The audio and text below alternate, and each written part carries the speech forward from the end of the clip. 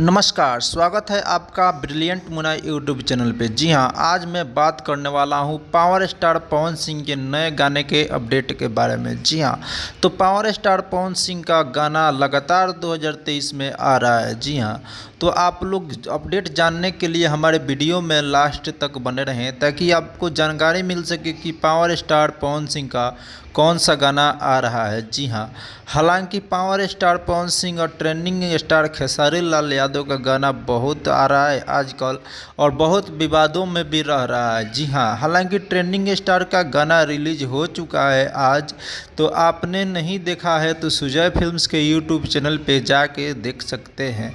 और trend power star Pawan Singh का गाना कल रिलीज होगा एक। जी हाँ, तो बहुत ही ब्लास्ट गाना होने वाला है रिलीज, तो आप लोग देखना ना भूलें। जेपी स्टार यूट्यूब चैनल पे रिलीज होगा कल। जी हाँ, तो देखना ना भूलें। गाने का बोल है ओढ़नी सरकत जाए। जी हाँ, तो बहुत ही ब्लास्ट गाना होने वाला है।